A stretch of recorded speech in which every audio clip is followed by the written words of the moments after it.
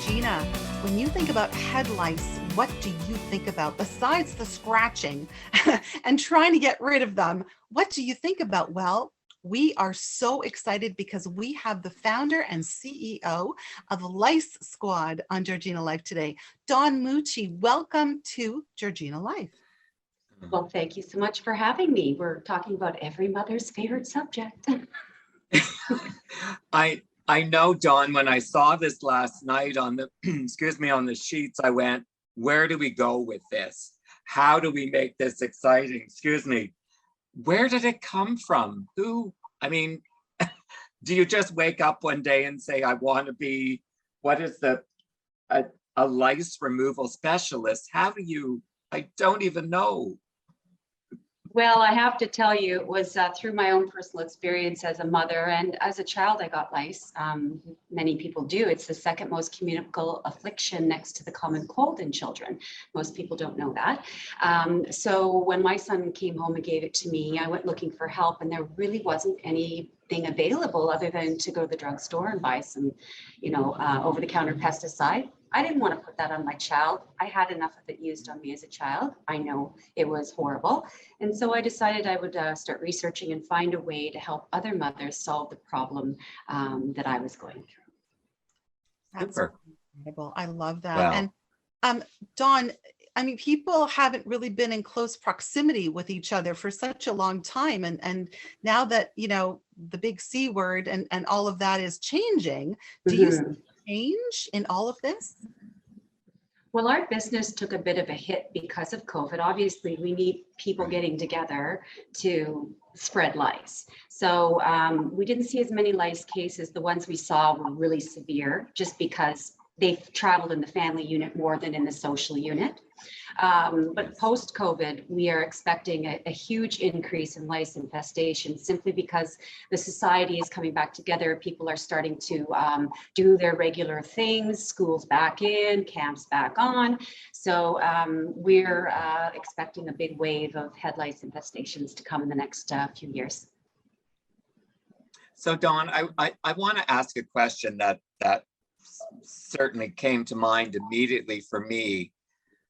Is there still this stigma attached? Is there a clear understanding that this has nothing to do with being dirty? I'm a product of the 50s.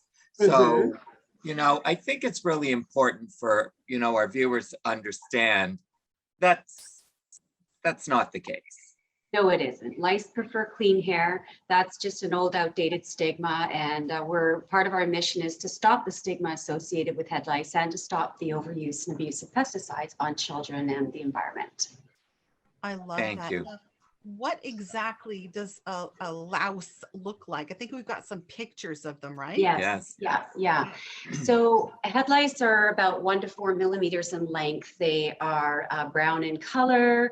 They have 6 legs, like little claws on them, and they hold onto the hair shaft really tightly. They suck human blood, and they reproduce about 3 to 5 eggs a day for a 30-day lifespan. So the smallest is the size of a pinpoint when they're first born, the nymph, and then they mature, they molt through 3 stages to become adult lice, and then they can recreate. The picture you're seeing here is just a diagnostic. A lot of people misdiagnose head lice. So anything that's white or clear in the hair has nothing to do with lice. They're usually empty DEC plugs, hair casts, or dandruff.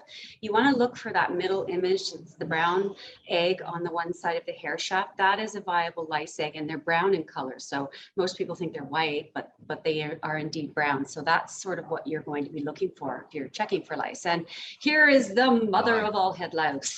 This is a magnified picture of head lice. That's a female louse, and they're not that big, but we just like that for effect, just so you know what's in your hair. Oh my gosh.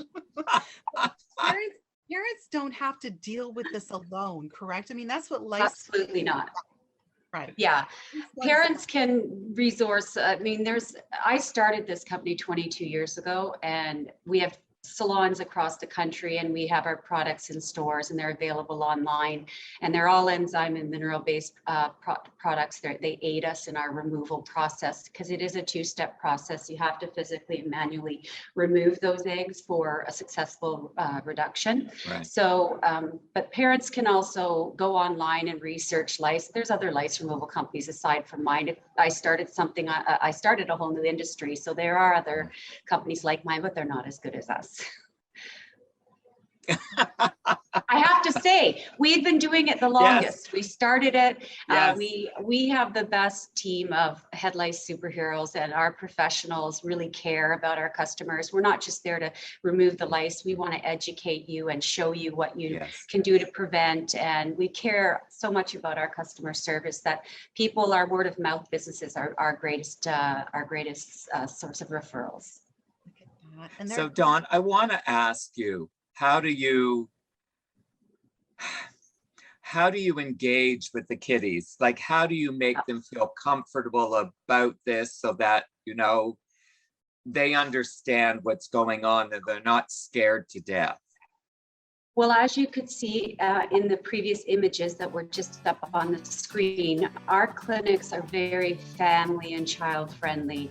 We want people to come in and not feel ashamed or afraid of having the process done. Dawn, The clinics I are. have to ask, where people get a hold of you? Oh, 888 Lice Squad, licesquad.com. Licesquad.com has a free head lice help kit, all the information you need. 888 Lice Squad is our 24-hour call line where we'll dispatch you to your regional provider, and you can either come into a clinic or have a provider come to your home, school, camp, or daycare.